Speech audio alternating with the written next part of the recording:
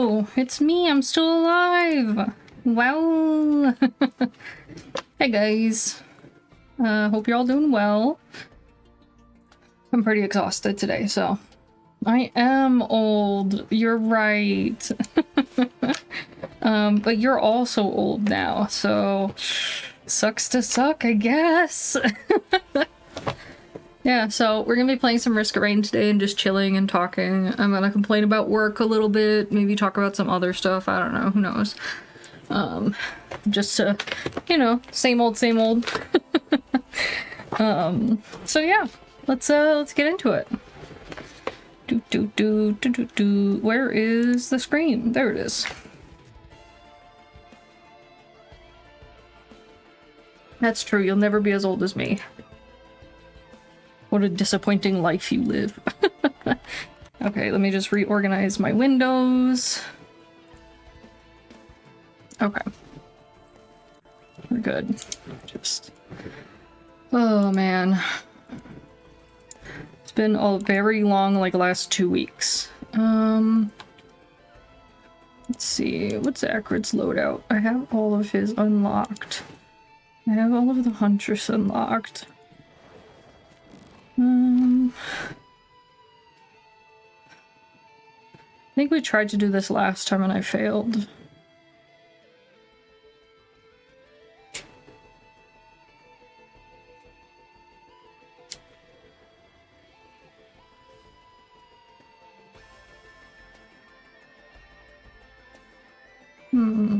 Let's see.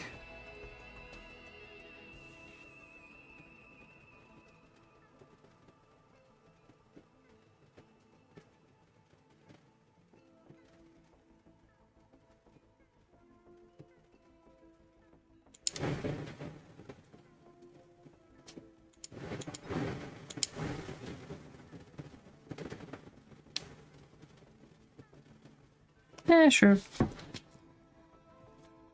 Oh man, so yeah, this last 2 weeks has been so rough. My job's doing like this state regulation reporting stuff. It's awful. It's like whenever you have to work with legal, it's just, you know, it's gonna be absolutely no fun. And it's just gonna be a whole bunch of conversations where legal needs to answer questions. But because they're lawyers, they have been repeatedly taught to never give an answer, to always delay. And so trying to get any information out of them is like fucking fighting with a wall. And it's so shit.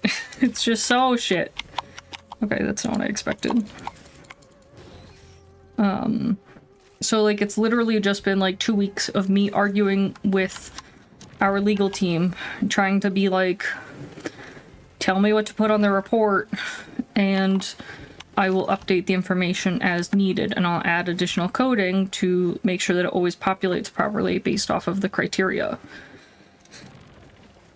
Because I can't make the decision, they have to specifically tell me what it has to be. But they don't want to fucking tell me what it has to be. They just have to be, they just want to be like, well, this is wrong and it needs to be corrected. Okay. Well, like, I can't correct it and you're the one that's saying it's wrong, so you should be able to tell me what is correct, what is right, what should be there. And they're just like, I can only tell you it's wrong. And it's like literally pulling teeth. I hate it so much. And then, I don't know, they're half incompetent. So like, it's literally been me fighting with them about how regulations are written and worded and what they mean as far as legal requirements. And like, ugh.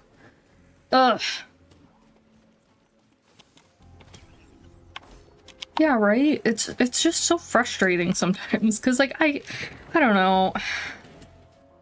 It's just like, it shouldn't be this hard. Like, it really shouldn't. Like, this is a report that we have to do yearly. Is one of the reports is done yearly, and the other report is done every quarter. So, like, the regulations themselves don't actually change that much. The problem is that our legal team changes, and then their opinion on the definition of the regulation changes because they think differently than the previous person. And then we're stuck arguing this fucking battle about wording and how it's formatted and stuff. And like, I get it, it's legal shit, like I don't care. But they have to tell me the answers and I can't just like fix it. And I hate that. I hate the fact that I can't fix the problems. Oh, nice. It's the stream luck. I just have to wait for them to tell me what to do. And that waiting is frustrating. So, here's the real kicker, okay? So these same legal people, we refer to them as our compliance team to ensure that we're legally compliant. So it makes me so angry. So our compliance team reached out to me the last week of December, which, as you know, is when everyone's on fucking vacation. It's literally like holiday central. It's New Year's, it's Christmas, it's Kwanzaa, it's Hanukkah, it's all of those. No one fucking wants to work. No one's going to work. So like, they reach out to me, they send me a change request, and they're like, this is super, super urgent. We have to do this. This is really important that we get done before the beginning of the new year. And again, this is like the last week of December. So like, I don't have a lot of time to get it figured out before the new year. It's right around the corner. And guess what? Everyone's on fucking vacation. So it's like, normally the approvals go through a specific process. The process requires an agreement from all of the management team that yes, we want to move forward with this. The only time that that's not the case is when compliance is involved. And normally it's compliance says, this is what we have to legally do to not break the law. The managers look at it and they say, yeah, if compliance says that's what we should do, then we should do that. So, you know, it hits a little different just because of the fact that like the assumption is that compliance is always right, kind of. Our expectation is that they should have all the answers, in a way. And so if they're requesting something, we're supposed to put it in place. Okay, no problem. We can put this in place per compliance's request. I got that. We're good. So, I respond to the email chain, and I'm like, look, I understand this is a really high priority per compliance. Like, they want this in now. They want this in yesterday, and they are like really pushing us to do it. And so I'm gonna put it in the environment, even though all of the fucking managers are on vacation and they're not able to like officially approve it, but like based off of our prior workflow and the urgency noted by the compliance team, it makes sense to go ahead and do it. Because even once management comes in, they're going to approve it because it's what compliance requested. Very fair, logical statements. Nothing like completely irrational or anything like that. It makes sense based off of our prior standards and workflows related to compliance requests. So I do what compliance asks. I get it in to start at the beginning of the year. It's a fresh year, it's a fresh start with this rule and this code. And so it only applies to loans starting at the beginning of the year. Great. Fantastic. January 26th rolls around. And I get a manager reach out to me being like, this thing is doing something weird that I don't think it should be doing. So I look at it and I'm immediately like, oh, this is related to that last minute request by compliance. Yeah, this is how they want it to function based off of their request. Well, this person's like, well, that's incorrect. And one of our investors is very mad about it. And so the thing is I'm like, okay, What do you want me to do about it? You got to go to compliance and get them to, you know, revert the change. Like, I only do what they tell me to do. It's not my job to decide that something's incorrect. It's their job to give me instructions and I complete the tasks. I don't have a legal background. I'm not a lawyer, so I cannot stand up and say I know better than them. That just wouldn't make sense. And so they're like, well, you have to fix it. And so we reach out to compliance, and compliance is like, yeah, we told them to do that. And they explain to compliance why it's wrong and it's breaking stuff. And this one investor is threatening to stop working with us. And compliance is like, oops, let's change it back then. Great, fantastic. It's not that fucking simple. So the specific thing that we had to change is like a signature date. I know it does sound wild to push it without management approval, but the thing is there was one manager there, and I spoke with them, and they did agree that it, based off of our prior workflow, it was fine. And then the thing is everyone was back from vacation on the 2nd, and so they all reviewed it at that time and confirmed they were good with the process. They were good that I made the decision and to move forward with it. So it wasn't just like me blindly making a plan and doing something. Like, afterwards, I got approval immediately. So it's, you know, there's no one that could be thrown under this bus in my team, because of we did follow procedure based off of the information provided. So the assumption is that it should be an easy change, but the problem is oh, damn, this streamer luck is crazy, bro. So it's a date, and the date populates on a print form. I wish Buskun could hit me and I'd be isekai'd into someone or not as shit. Come on, monsters, come out of here. So, the second we realized there was an issue, we looked at it, we confirmed that it was related to the changes made that were requested by compliance. Compliance confirmed that they still thought that that was the right thing to do and that they wanted to keep it in. Then they argued about it for like, I don't know, like 2 days, I think it was, before they finally agreed, oh, actually, you're right, it's fucking things. And they were like, let's revert it. So the problem is that what it does is it updates the signature date, and it auto-populates the signature date for one of our employees signing a document. And so once they sign it, the document is printed. Well, once it's printed, I can't do shit. I can only mess with it when it's in the system. So, like, if the doc hasn't been printed yet, it can easily be fixed. If the document's already been printed and signed, there's nothing I can do to fix the existing loans with the problem. They have to either be redone or sold to a different investor. Because that's the thing, is when we look into it, what the change that we made is still accurate and correct.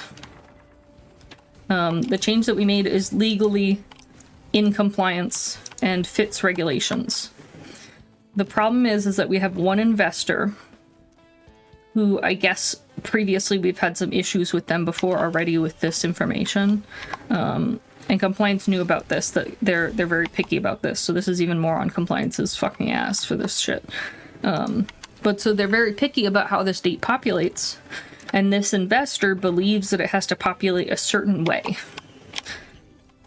Legally, it is not required to populate that way. That's just their belief, their internal rules.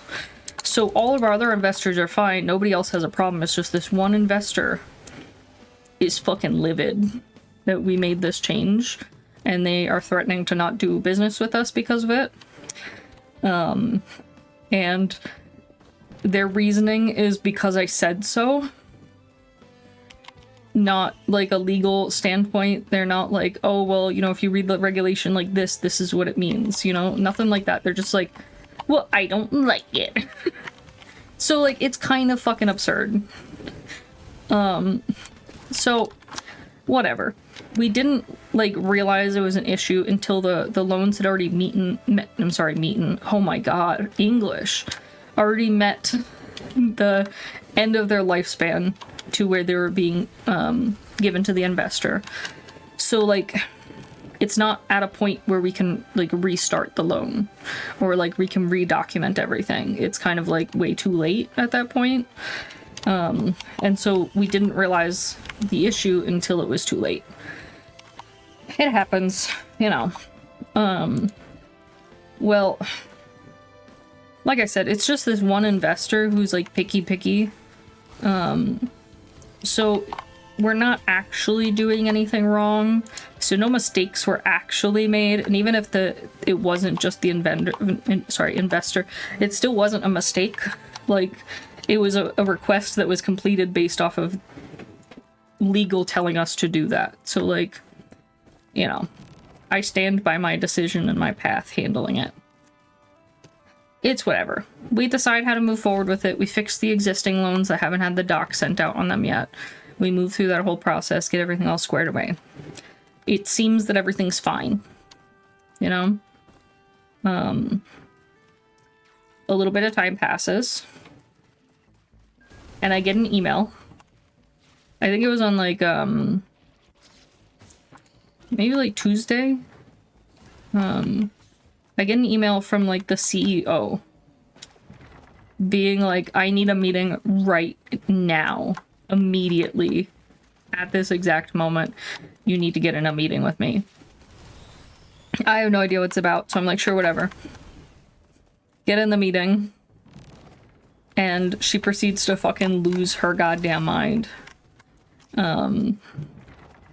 She basically is like, you guys fucked up, we're gonna lose this investor because of this, what were you thinking, like, why did you make this change, blah blah blah. All the managers are there, it's not just me. And so like, I am confused, because as I said, we already fixed the issue where we could. We knew which loans were affected, we knew the impact, we put in a change. We specifically put in a change so it would land starting on February 1st, so we would know that all January loans would be affected, and we could better update them in a batch update. So like, you know, it was fixed. Well, it seems that during that process nobody told her, which is fine, you know, like the CEO doesn't have to be privy to everything, especially when it's something that has already been resolved. But the problem is some fucking dumbass told the investment company that we were not going to fix the issue and that they just needed to suck it up, kind of thing. So the investment company was like, what the fuck? How dare you? We're gonna not do business with you if this is how you do things, like blah blah, you're such an asshole. Like, completely fucking lost their shit. So they reached out directly to the CEO and got on the phone with her and proceeded to immediately curse her the fuck out. And so she contacted us immediately because she was like, what the fuck is going on? Because she hadn't heard about it, and it came out of the blue, and now she's hearing that this is a major issue and this investor doesn't want to work with us and they're going to cut ties and they're one of our biggest investors and all this shit. And I'm still like confused because it's been resolved. So I don't understand. And then she starts like telling us that like if issues like this happen, like this is our fault, and that we need to better vet our tickets and our change requests, and that we shouldn't have put this in without thinking about the downstream impact. But like, we were putting this in place to fix an issue and prevent a downstream problem. So like, that was the whole point of it, is so that it would be in the system for the 2026 year, so that when we run the report for 2026, it's not fucked up like it is this year. But honestly, she was just angry. It was a weird situation. Like, they reached out to her out of the blue and then were like, this is fucked. We don't know who told them that we weren't going to fix it or why they said that. So like, we were also blindsided. We have no idea who did this, who caused this to explode in this way. And like, there's nothing I would have done differently. I followed the procedures the way I was taught to follow them, and I still don't think I made the incorrect decision. I still think that it's actually correct and we should be doing it the way we were doing it. I think the investor is incorrect, because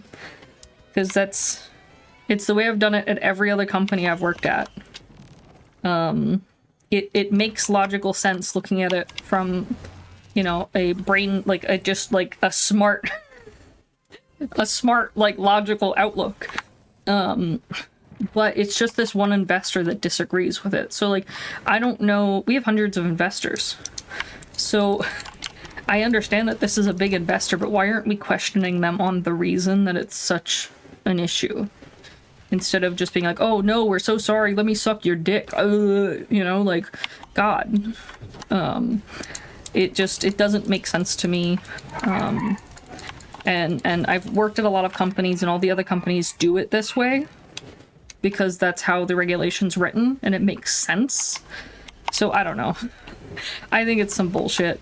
I was mainly really frustrated because it's like they brought it up like it was a major issue I need to fix right now, and that like it's my fault, specifically my fault.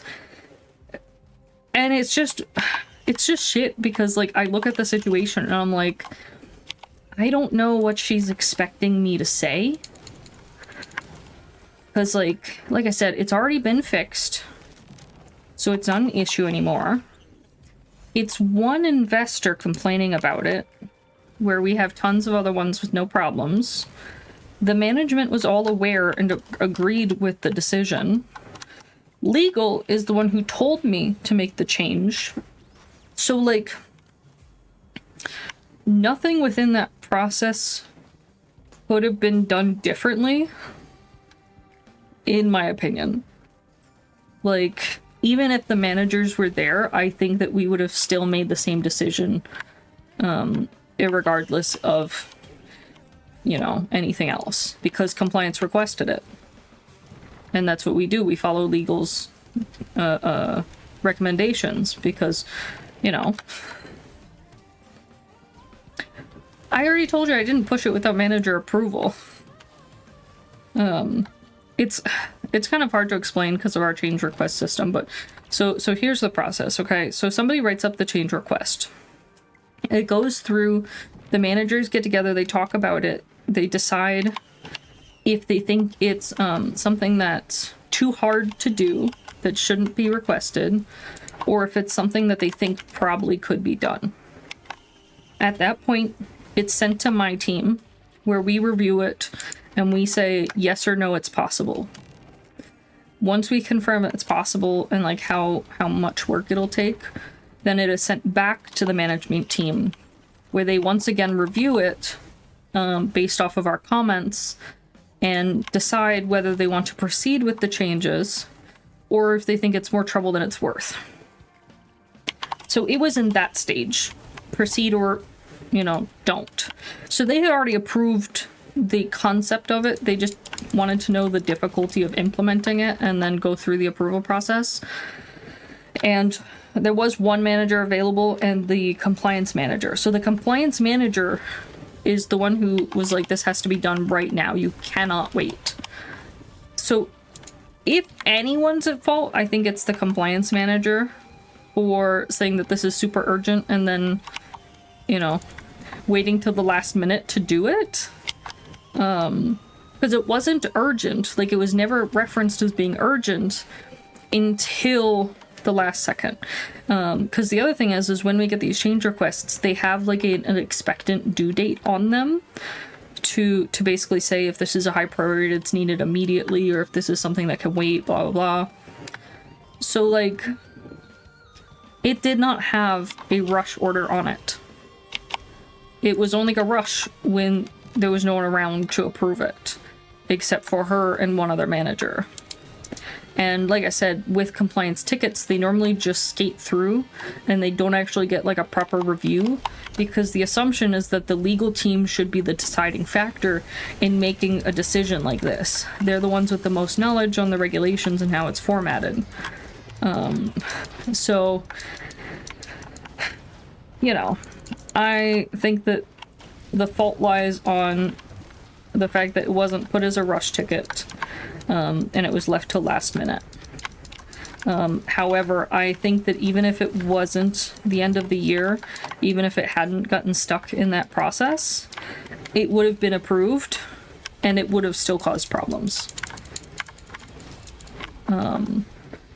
Because nobody expected it to cause that specific issue. They weren't looking for it to cause that issue. They didn't realize that that would be an issue, because it's not really an issue. That's part of the problem, is it's correct. The changes that we made are accurate and correct and legally sound. It's just that this one investor doesn't like how it's formatted. You know? So I don't know. I don't think that I did anything wrong. But I do still feel really guilty about it, because I feel bad, because I don't like things being blamed on me. I'm pretty good at taking ownership of things when I fuck it up, but like this one, I feel like I couldn't have done anything differently for it. But either way, it's mainly just frustrating because I don't like feeling helpless to resolve things. And because this issue had already been resolved, there was nothing I could do. I'm gonna proceed instead of going in the portal, so. There was nothing I could do. There was nothing I could do to fix it. There was nothing I could do to change the investors' opinions. My hands were tied. So it makes me feel really helpless and shitty. And that's like the part where I have a hard time, is feeling like I can't do anything to help or harm, you know? It's just stuck. So I don't know, that's just sort of shit and I hate it. And like, I don't know, then we spent the rest of the week like babysitting the legal team through their recommended changes, because we had to be like, are you sure that's what we should be doing for every change, per the CEO's request, which just, my job is to write code. My job isn't to babysit legal on their job. Like, I don't know why that would seem like something I should be doing.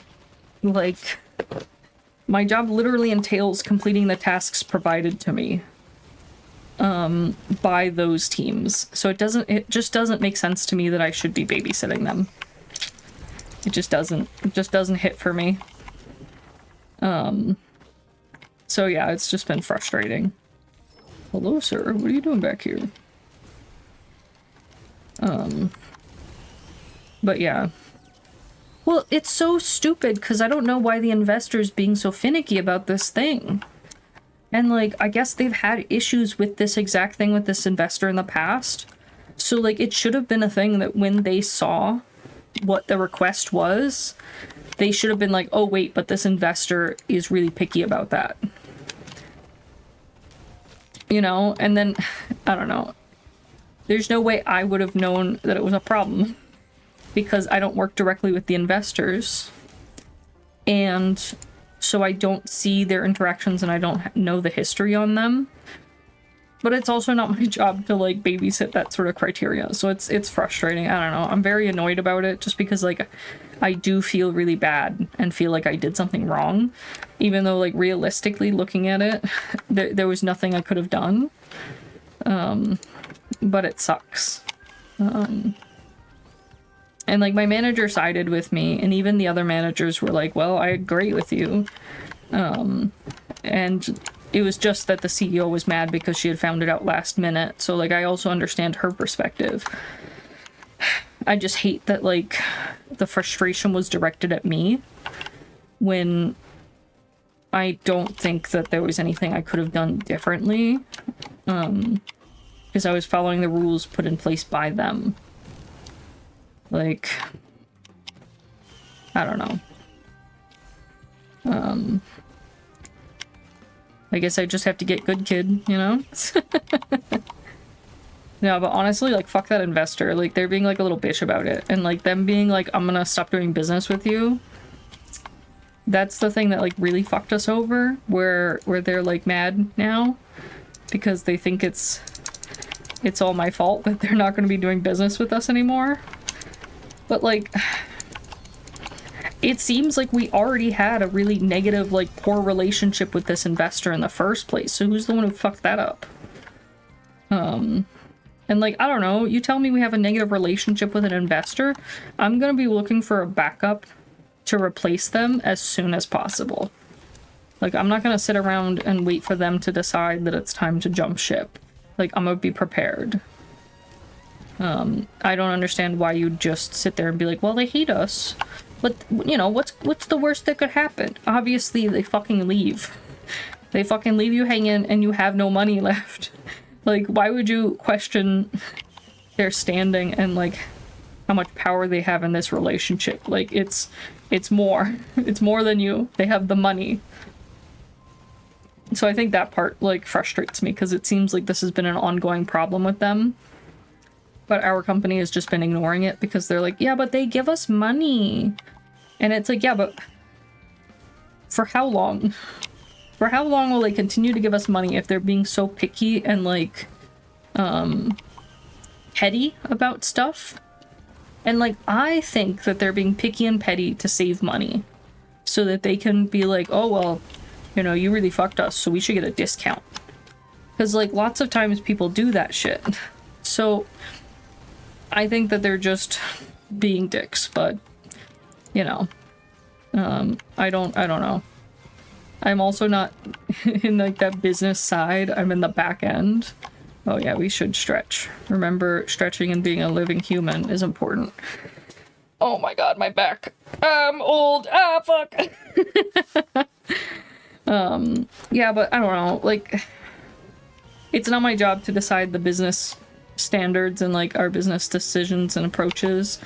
It's my job to put... Fucker fell into the abyss. It's my job to put the code in place based off of how they ask me to. Like, that's it. I don't...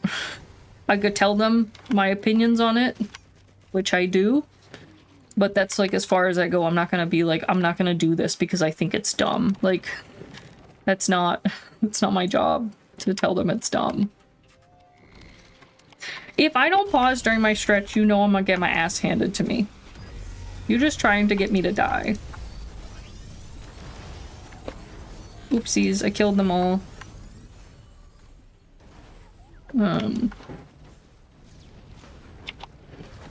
Let's do bleed.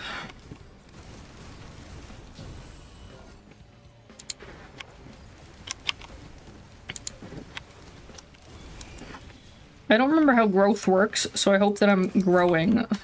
I hope that I'm watering my Sermit enough that it'll grow and I'll get my, my new loadout attack thing. I don't think my daughter's napped yet today, and I hear her downstairs just screaming at Dean. And I'm just glad that's not me, you know? Both the nap, the lacking of napping, and the having to hold a baby that's screaming. Like, both of those, I don't want that.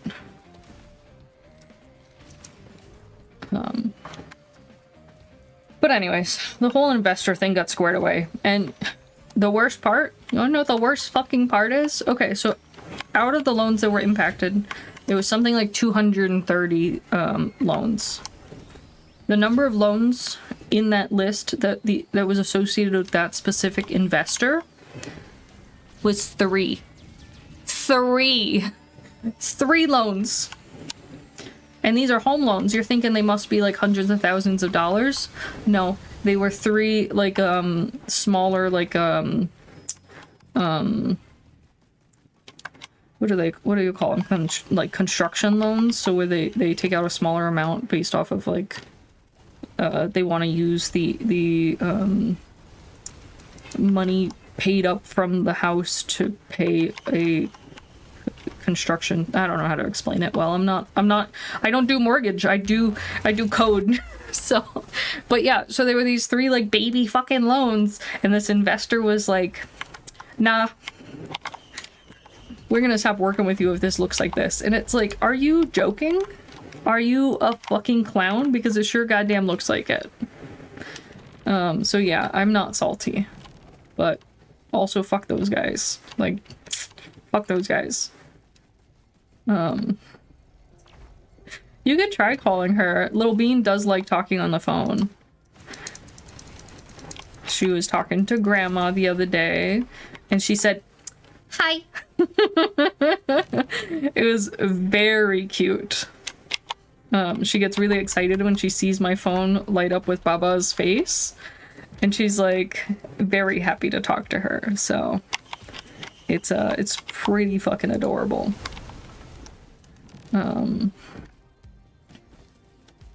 But yeah, I don't know. Work is always hard. I feel like when I was trying to decide what to do for work, like what I wanted to do with my life, I had such a hard time because like I really love doing art.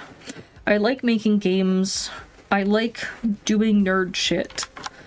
But the idea of having to do something with like rules and confines, like an outline that I was required to follow is hard for me. Oh, Haynes, you haven't heard? So as a side thing, my daughter calls my mom Baba, which stands for Baba Yaga. So my mom is a witch with a chicken house that walks around. It's very cute. I think it's a really great name for my mom, and she loves it, so it makes her smile really big. I told her maybe I'll get a Baba Yaga tattoo. I think that'd be great. But anyways, yeah, when I was thinking about what I wanted to do with my life, I had a really hard time because, like, I like doing creative stuff, but I really don't like the idea of doing creative things based off of somebody else's rules. So, like, meeting requirements is the best way I can explain it. The idea that you are completing a task for a specific person and it has to be what they're asking for. It's kind of like the idea, if you're an artist, you have to make art that your client wants. You have to, you know, create things that are saleable. And like, I don't like that. I don't like the idea of viewing things that I put my effort and love into as some kind of expense, a commodity, something purchasable in a way. Because it's not like I don't want to sell them. It's the idea of like having to fit someone else's idea of something good.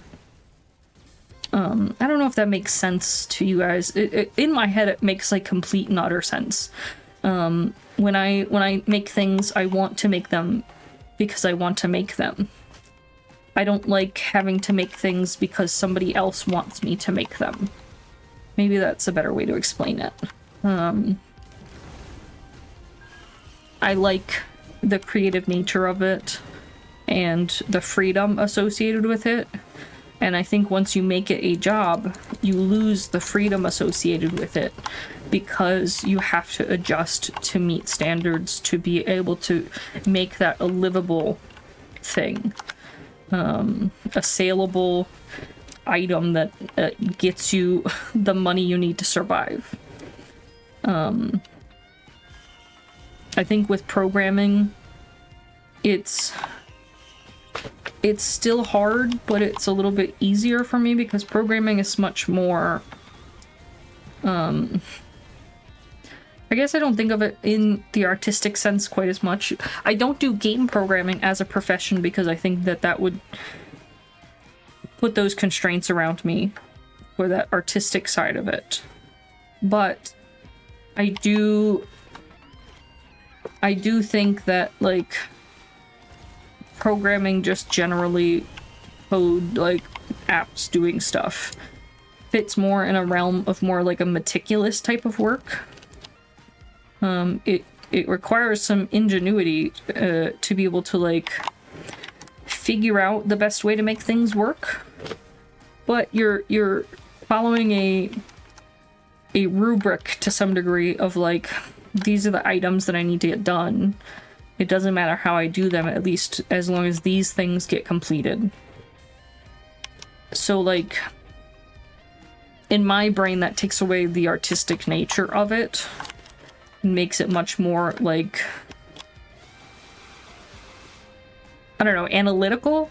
It's really hard to think of, like, a way to explain it well, but that was always something that I just really, really struggled with, because I didn't want to lose my love of artistic things, because it became strictly a soulless job for me. Like, I felt the need to have to separate it from work. But that's also hard, because then it takes away from, like, the love that I have for my job. Like, I'm not like, yeah, my job's so amazing, I love it so much. Because for me, it's work. Work is work, fun is fun. Like, they're separate things. I don't consider them to overlap in any way. Like, they just exist in their own little worlds. So, I don't know. It's just kind of a thing that I think about sometimes. What about you guys? Like, how do you think about it? Like, what do you want to do with your future? Do you look at it from a happiness standpoint of, I just want to always be doing this thing? Or do you look at it from sort of that separation of things that bring you joy versus your work? Because, like, I do find that I think it's hard to say, I want to do a job that makes me happy. Like, it's not as straightforward as I'd like it to be. Like, of course I'd love to do a job that makes me happy. Do I think that's possible? I really don't know anymore. Because I think that the only way I'd be happy is if I did a job for myself, where I was employed by myself, and it didn't rely on people's requests. Which is basically no job. There is no job like that I could do. I mean, yeah, it would be nice to be able to be happy with my job and feel like always like, I can do this. Amazing. But it's not that simple. So I don't know. Maybe one day things will get easier. But I also don't think that's possible, because, like, with the growth of AI and the idea of, like, computer advancements, I just feel like it's only down from here, baby. You know, it's just it's one of those things. I need more money.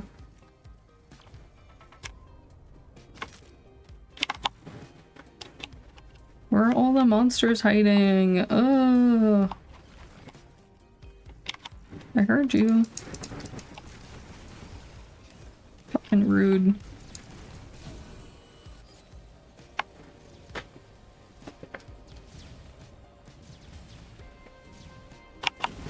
Oops, missed.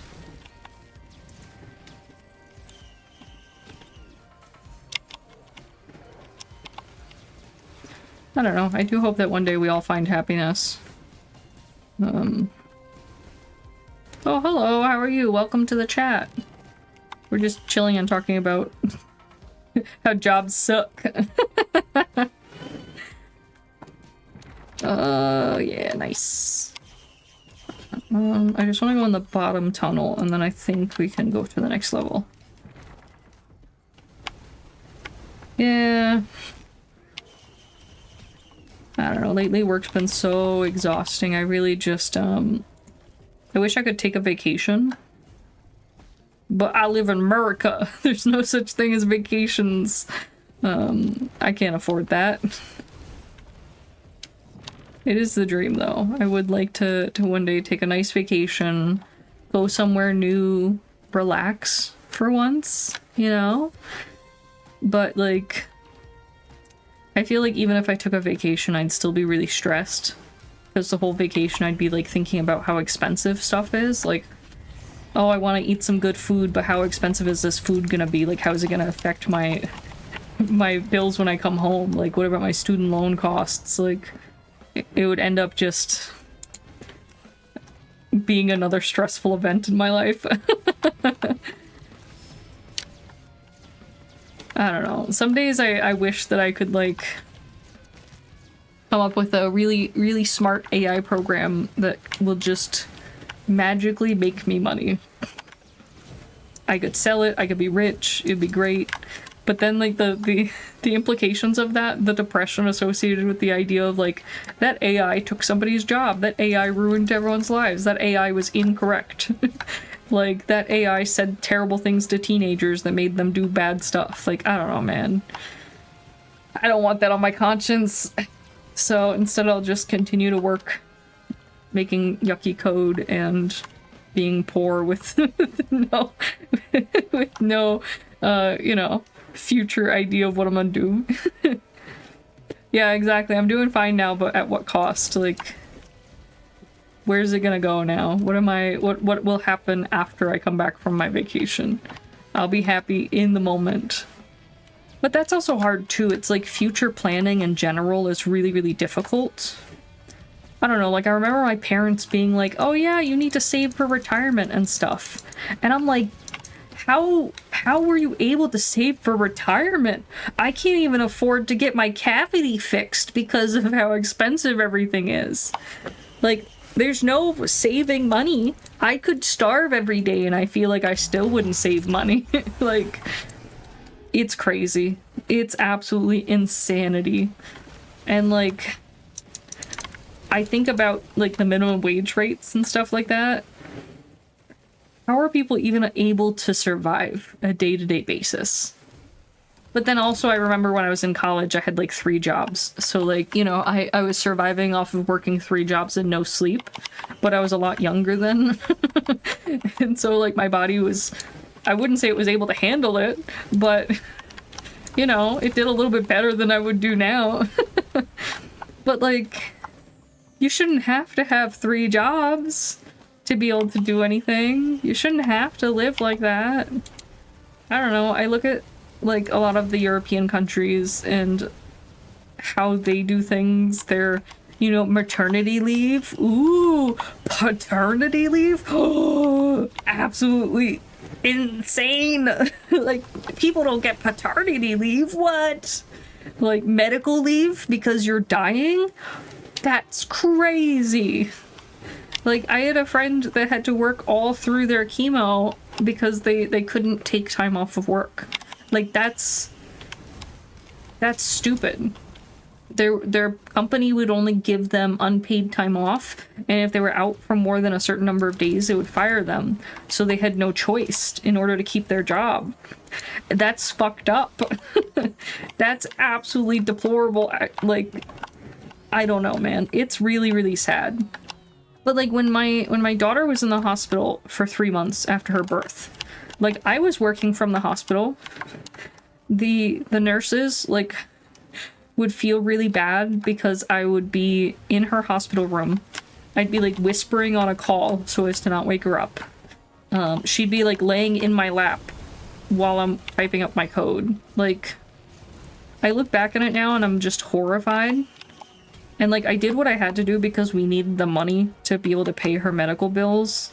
I joke still that she's $1 million baby, but it's not much of a joke when it's true, that her medical costs have, you know, reached over $1 million. And that's insane to me. Like, how long would it take anyone to pay $1 million in medical bills? I really want this big box, but I do not have enough money. We'll just wait until a monster appears. But yeah, it's absolutely crazy. I don't know how I want to say I don't know how it could get worse, but then I look at the news and I look outside my window and I say, "Oh, that's how." which also sucks.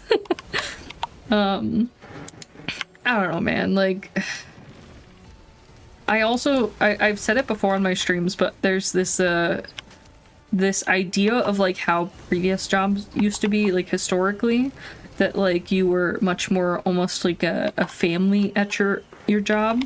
They actually cared about your well-being. They would like have a birthday party for you. Like you were well acquainted and friends with your coworkers, and like you all got paid a fair wage. You weren't expected to work like a billion times a billion times of after hours unpaid labor. Like, but now it's almost like that's used in a negative, toxic way, where companies are like, "Oh, but we're family, so you should do these things for free because otherwise we'll fire you." And it's like, you aren't really given much of a choice. It's like survive and suffer, or, you know, be happy for a short period of time and die. Which is really fucked up. And like, I don't know, the way that we treat impoverished people who are suffering is absolute dog shit. Because it's like, any of us could be that. Any of us will be that, you know, the second we lose our job for whatever reason. I think I want this one. Yeah, it is by design, work or starve. And I can't remember where it was. I was watching something where someone was talking about that there, and it may be not true, which is fine, but there was like a society where they didn't know about technology, and at some point like some scientist went there and like interacted with them and was like, you know, researching them, and they were all very interested in each other, and the scientist was very interested in their society and how they cared for each other, and he ended up like bringing them to visit his home in London, and they were like very excited about like the meat vendor. Ooh, you could just purchase meat and not have to like hunt. You don't have to worry about like not being able to get anything for the winter. Like, that's amazing. But then everything else, they were like, this is fucking stupid. They're like staying at home with the man's wife, and they're like, "Where do you go every day?" And he's like, "Oh, I go to my job." And they're like, "What? Why wouldn't you want to spend time with your family?" And he's like, "Well, I need money to do that."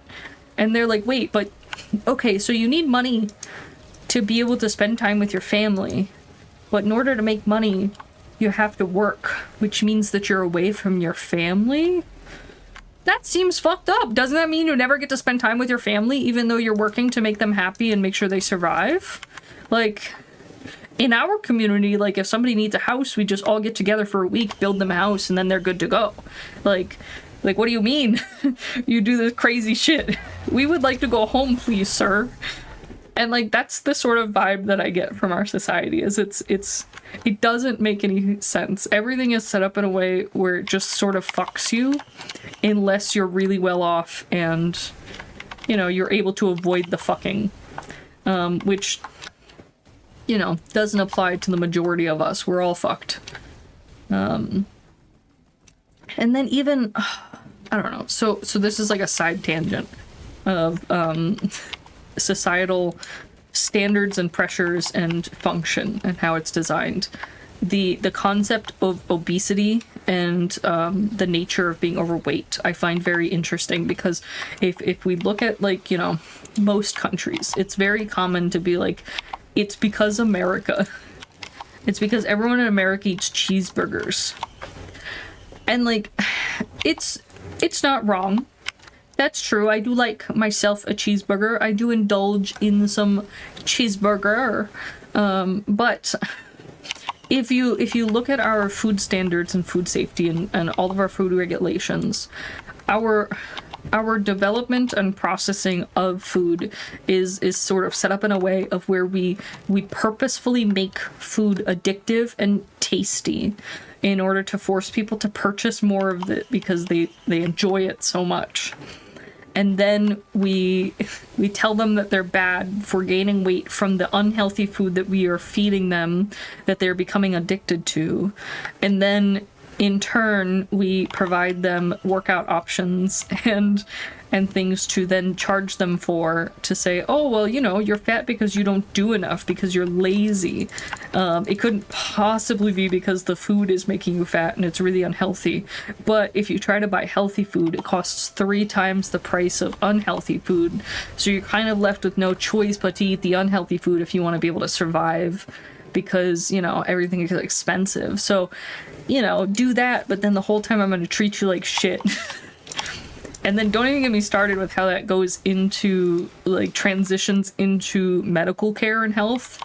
Ooh, hell, girl, like, nah, this world is fucked. The idea that our medical care is so intent on, first of all, blaming everything on weight, because I don't necessarily think that's the case in all cases. It's sort of the easy way out. But on top of it, there's the idea of pre-existing conditions.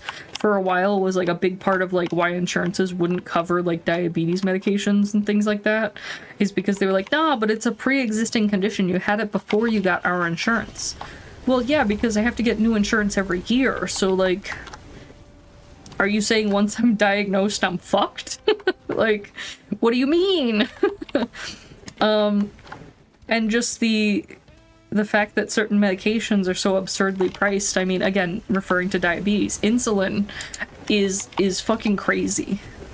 It's like, you need this to live and be alive, but you have to pay a fortune to get it. Okay, well, that's fine. You can have insurance. You can get health insurance. Then the health insurance will pay for it. Oh, you mean you want health insurance for free? You want to be taken care of? No.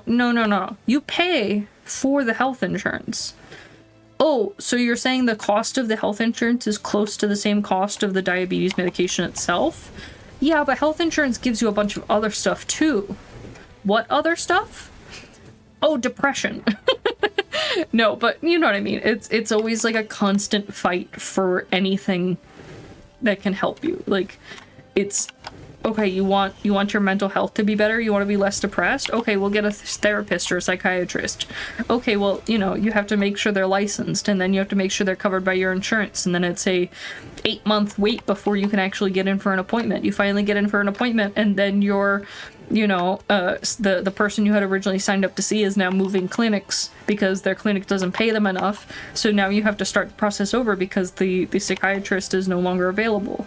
Or even worse, you do the misunderstanding of not, you know, acknowledging or knowing the difference between psychiatrists, psychologists, and therapists, and you make an appointment with the incorrect one who actually can't help you.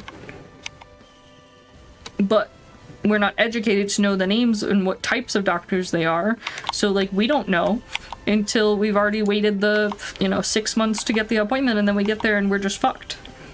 Oh yeah, privatized insurance is 100% a scam.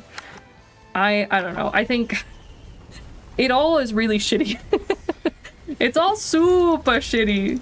And it makes me sad because I've experienced a lot of the suffering associated with not being able to get needed medical care. Being mistreated because of a medical condition.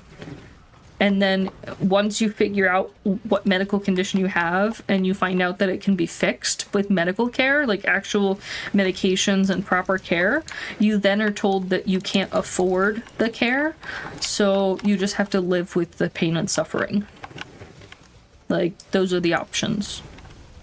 I thought for a long time that just knowing what was wrong with you would be amazing. It would be the fix. It would give you all the answers you need. Because I had chronic medical problems for such a long time that they couldn't figure out the specific cause. And so for years, I was in agonizing pain constantly. My joints hurt. I sometimes would have trouble walking. And I would get doctors telling me I was faking it. I would be told it was a psychiatric issue, that I was just delusional. I was told it was because I was a woman who was having a period. Like, I was told all kinds of shit. And then we found out when I was, I don't know, 22, 23, that it was an autoimmune disease that I had had my whole life. And that it turns out my mom has it too. And that it's hereditary. Who knew? Who would have fucking thunk? Wow. You mean I didn't make up all that agonizing pain? You mean I wasn't lying when I couldn't walk? Wow, who would have thought? It's awful. The amount of suffering I experienced because of the lack of medical care, and so I thought that once we knew what it was, that would be it. You know? I knew the problem. We could fix it now. We could do what we needed to take care of it. Like we've figured it out. Like, we know the answer. But it's not that simple. And it's not that straightforward. And it didn't fix everything immediately like I was hoping it would. You know, they were like, we can put you on medication, but also we haven't actually researched your autoimmune disease very much. So, like, we don't fully actually know, like, everything about it. We don't know what will help it. We don't know what will be bad for it. We don't know, you know, anything we can really do. We could give you this medication, but, you know, it's also a thing where they're like, do you need this though? But if you're not experiencing symptoms, you might not need the medication. Okay, well, I have all these problems. Are these related? Well, we don't know. Okay. So what now? Can I just try the medication and see if it helps? Like, if I hurt less? Well, no, we don't do it like that.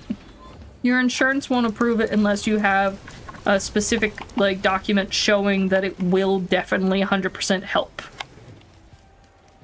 Well, fuck, man. What am I supposed to do? You know, I'm, like, trapped in a corner. Not knowing what to do, not able to do anything. And then I have to pay out of pocket to try this new medication. And guess what? The medication helps. It works great. My joints hurt less. I'm able to walk around for long periods of time, which allows me to exercise and be more active, which means my overall health gets better. Like, wow, amazing. It costs me so much fucking money that I am drowning in debt. But it's fine. Because that just means you could work 2 jobs now because you physically feel better and then you'll be able to pay your bills, right?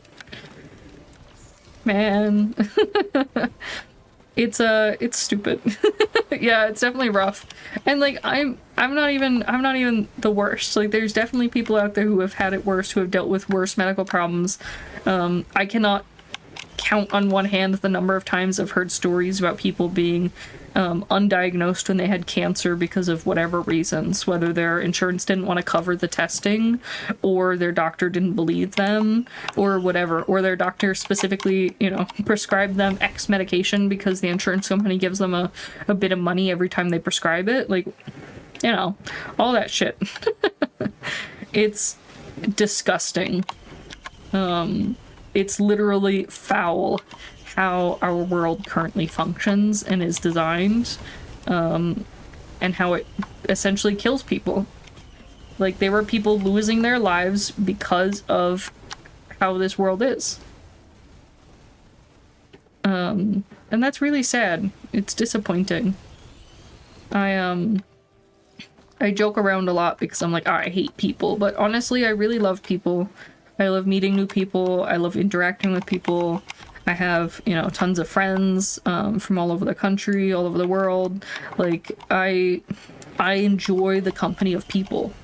And I think what drives me nuts is, like, the people that I meet are all really good, really nice people. Like, they're people who deserve happiness, care, and love. And, like, it's so hard to think that, like, if all of the people I knew could somehow get together and change things, then we could all be happy. But, like, we don't necessarily fully have the power to do that. And I wish that protests were more successful and could make bigger changes. But we all know money talks. And so the rich will always be the deciding factor. And I think that's, like, the part that really sucks. Like, I know my situation is shit, but I think the the part that I hate the most is looking at my friends who I love so dearly suffering for the same reasons I'm suffering and not being able to change anything about it. Just being stuck. Yeah, exactly. We're kind of at a point where, like, everyone needs to, like, simultaneously agree to be like, fuck this, and fight against it. And, like, I do feel like we're trying really hard, but it's, you know, it's hard. I appreciate everyone who's, like, protested or fought against, you know, any of these horrible opinions. Every time I hear, like... Oh, I fell in a wall. No! Every time I hear, like, a crazy person be like, no, but we're doing this because it's the right thing. God believes, and I'm just like, yes, because God wanted us to focus solely on money and, like, forget the fact that we have, you know, people who are suffering. Like, he wants us to, like, kick people out of the country and steal children from their families and shoot people in the streets because that's... You know, that's what God would have wanted. I don't know. I find it so fucking delusional. But, you know, it's hard. I live in, like, a very rural place without a lot of people. And I think it's amazing because every weekend there's a group of old people from a church nearby that actually go and stand on the street corner in, like, the center of town with, like, pride flags and signs and all these things, like, you know, fighting against all this bullshit. And they're from a church. And it's like, that's how it should be, that they understand and they care about people and they want to, like, turn things around. I don't know, everything's become so cult-like. I think that's what gets me the most, is, like, we look at, like, I don't know, I'm trying to think of some cults right now and I can't think of the name of any of cults, but, like, you know, we look at all the famous cults, the drink the Kool-Aid cults, and we're like, that's crazy, who would do that? Bitch, every day you people are drinking the Kool-Aid, what do you mean? Like, you're literally doing that. Like, that thing that you just said was crazy, I saw you do that last week. And I think that's where I'm like, what is wrong with people? Why do they have their eyes closed like this? Like, why? It's that idea of, like, oh, it would never happen to me. Oh, it's different for me. Yeah, I don't know. I can't subscribe to that. It's stupid. I think everyone runs into the same problems in life, and it sucks. And I think some people approach it with kindness and love and, like, hoping that things will get better, but other people just approach it with hate and... I don't know. I've said it before, I don't like guns. I don't like our approach to handling laws around, like, racism, again, firearms, like, I don't know, all the hot topic picks, school shootings, like, all those things. Like, the way we've handled some shit is so crazy to me. Like, I don't know how we can have the argument of, no, that person shouldn't have had a gun at a protest. But then in the same breath, we say, oh, well, people, we can't take guns away from people even if they did shoot up a school. Like, what do you mean? Like, we're just ignoring the problem. Like, yeah, exactly. The way we haven't handled any of them. We're just, it feels like we realize, we all acknowledge it's a problem. We're all like, yeah, school shooting's bad. And then we just walk away. That's it. Like, that's it. And it's like, yeah, but your words didn't change anything. It'll happen again in a week, in a day. You know? They're so common now that they're hardly even on the news sometimes. I remember, like, the very first time I heard about a school shooting. I remember the first time I heard about a school shooting that was at a school that I had gone to. Isn't that crazy? That I can look at TV, I can see the recordings of the police going into a school trying to save kids while somebody is shooting, and I can say, I've been in that hallway. I had a class in that classroom. Well, sucks for those kids. I'm gonna go over here and go back to work. Like, what? I don't know. There's this layer of removal from problems that, like, I feel like people just compartmentalize in a way where they just say, oh, well, that's unrelated to me. No, we can't do it. That doesn't matter to me because it's not directly impacting me as a person. No, that would never happen to me. No, but I'm different. I would never use a gun to do that, so I should have a right to have a gun. Well, okay, yeah, it's true that you would never do that, sure, or whatever, you know? But somebody will. And which is better, to just prevent anyone from doing it, or to just say, we're just gonna ignore it because, you know, we don't think it'll happen again. I don't think it'll be a problem. It's probably fine. I don't know. That's crazy. That's absolute blasphemy to me. Insanity. I don't know how anyone can, like, look at a school shooting, look at their own children, and say, they'll be fine, they'll be safe, and send them to school. Whoops. Almost fell to my death. Damn it, I was meaning to hold onto that so that I would not die in this case. Well, fuck.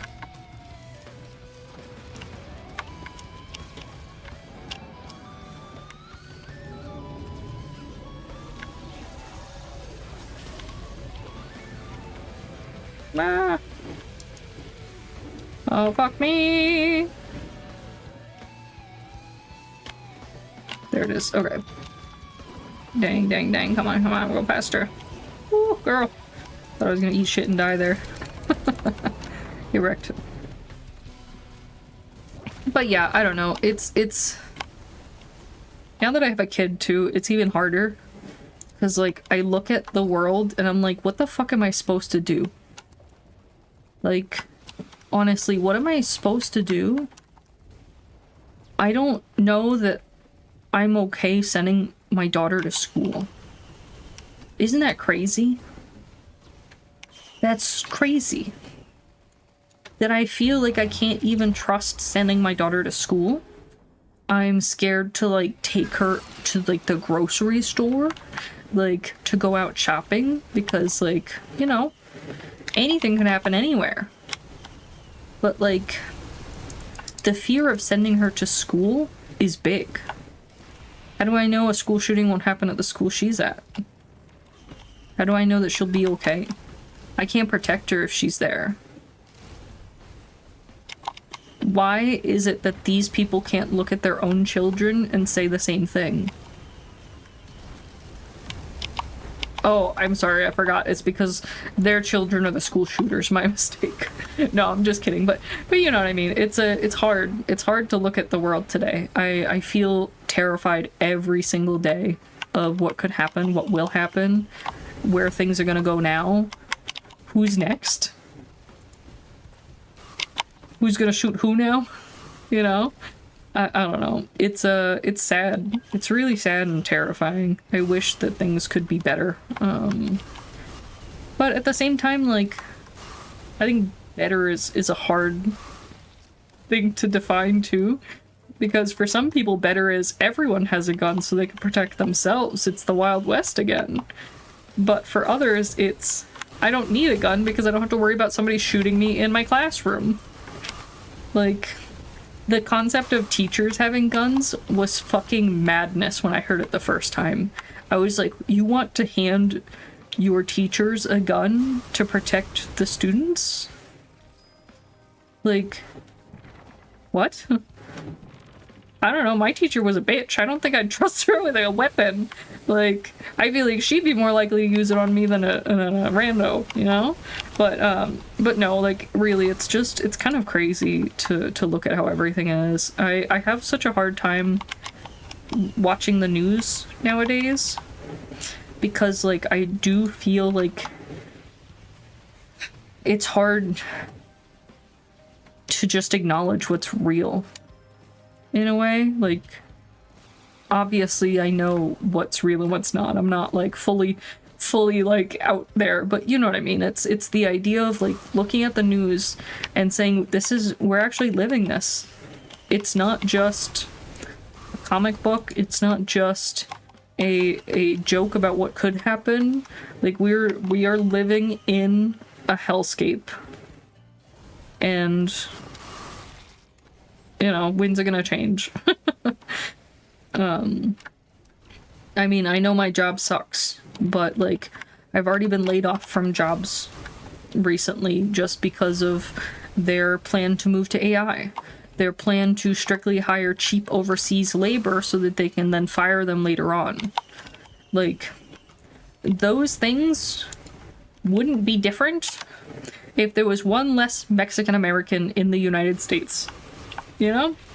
Like, that would not change my situation or the companies that have laid me off. You know, it wouldn't have. Hell, even if the companies had more money to pay me, it wouldn't change anything because they want that money for themselves, not for paying their employees more. Yeah, those tactics will come back to bite them for sure. Who was it? Which company was it? The big company that recently like had like a full thing where their CEO was like, we made a big whoopsie laying off those 4,000 people to replace them with computers. It might have been Salesforce, it might have been something else, I can't remember for sure. But I just remember like reading the article of where the guy was like, I didn't realize that like AI was so bad. I didn't realize that people were dying because they were talking to AI chatbots who told them to kill themselves. Like, I didn't realize all these things were happening. And it's like, oh, okay, so you just had your head in the sand and you were making believe that you didn't realize these things. You knew these things. You had to have known these things when you made the decision to move forward and lay off 4,000 people who had families and lives and medical bills and school loans that they had to pay off that had nothing. And then you laid them off and you replaced them with a computer, and then you realized you didn't program the computer to actually do those people's jobs. So now you're fucked because you can't just get those people back and have them fix the computer, because then they know that you're going to replace them with that computer. Ooh, man. The rage I have in my body. Ooh. No, but honestly, it sucks. There's no job that's stable right now. There's no stability in any way, shape, or form. There's not even the ability to like trust or rely on your employer to like not fire you for whatever reason. Hell, I was very confused even just yesterday. We had a ticket come in from this person asking us to update this specific template. Cool, no problem. We got it, you know? We go to update the template, we have a question, we send her an email, and she's been laid off. Okay. Well, that happened out of the blue. It was the middle of the afternoon. It was completely unnoticed, and like, they didn't even send us a request to like turn off her user or anything like that. They just let her go and didn't say anything. You know? And like, why? You know, it's true, she might have done something wrong. She might have been bad at her job. She might have been stealing from the company. There's plenty of reasons to lay someone off or to let someone go. But like, I think it's much harder nowadays because the reasons are not the same as what they may have been in the past. The idea of a PIP, what is it called? I can't remember what PIP stands for. What does PIP stand for? Google. PIP stands for Performance Improvement Plan, which is a lie. They're not a performance improvement plan. They're a preparation to fire someone. I think that out of the majority of the companies I've worked for, only one of them ever used PIP plans properly. A PIP is meant to give an employee time to basically fix their reputation and their ability to do their job. If they're failing repeatedly, the PIP is supposed to be like, hey, you know, let's do these things to try and get you better. Let's do these things to try and get you better at your job or teach you the correct methods where you were previously failing. But nowadays, what a PIP is the legal backing to fire someone. It's the ability to say, yeah, we tried to give them a second chance. It is not in any way actually meant to get somebody to do a better job. And I think that's shit too, because like sometimes, I don't know, I feel like at some of the companies I've worked at, it's been this thing where like, you think you're doing a good job. You're getting your work done. Everyone seems happy with your work. Everything's going great. And you think you're doing a good job. But then like, somehow it turns out that you're not, and they're firing you. And it's like, what fucking happened? It feels like it came out of left field. You had no awareness that it was going to happen. Just absolute blindside. Yeah, these jobs need unions, yeah. You're telling me. But that's the other thing is companies constantly are like fighting against their employees getting unionized. It's like, nope, don't fucking go near that guy. I feel like it's one of the biggest things that companies do is they're just like, oh, they want unionized. We gotta like trick them into thinking that being in a union is bad. Because that's something I see a lot, is that like companies try to trick their employees into thinking that a union will negatively impact them. And people believe it because they don't know any better, because they're uneducated on these things. I mean, think about it. Like, when did you first learn about unions? Who taught you? What did they tell you? Was it in school? Was it at your first job? Were you told by your employer? Like, were you told by a friend? Like, how did you learn about it? Because, like, when I think about how I learned about unions, the first time I learned about it was at my third job.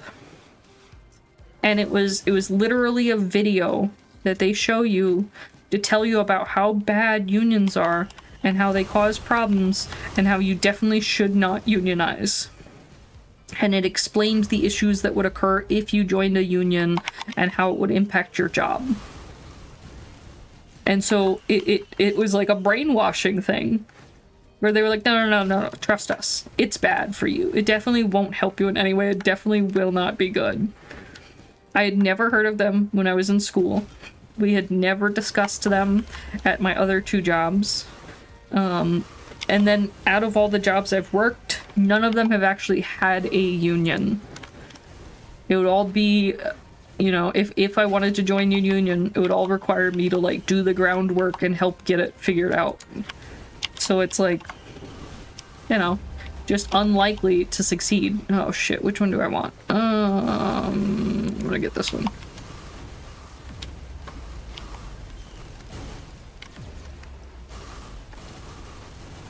But I don't know. It sucks. There are plenty of things that like we could do to make things easier too, but I think it's hard because I don't know. I know that my job is gonna lay me off at some point. So like, why would I put in the effort to make the job better for other people in the future? Like, that sounds like a real selfish dick thing, but like, I don't know. The world is definitely like, take care of yourself and only yourself at this point in time. Like, we don't have the ability to like mentally say, hey, maybe we should care about other people and how they're doing. The fear of like losing your job, or the fear of retaliation, the fear of you trying to do something good that has the opposite effect on you is real. It's there. Like, I don't know. I remember one of my jobs, it was like, there was this one person there that they all just sort of avoided. because they knew that they weren't doing a very good job, but they thought that if they helped this person, then they would get less shifts at work, and so they'd get paid less. That because this person was a fuck up, that they would get paid more because we didn't want him on any shifts. And like, yeah, okay, it is true that if they're bad and they don't get scheduled as often, that means there's more chance for you to be scheduled, but like, they're not a bad person, and it's not like they're trying to do a bad job on purpose. They're just having trouble understanding. So like, why... I don't know, why do you have to treat them so bad? Like, why... I don't know.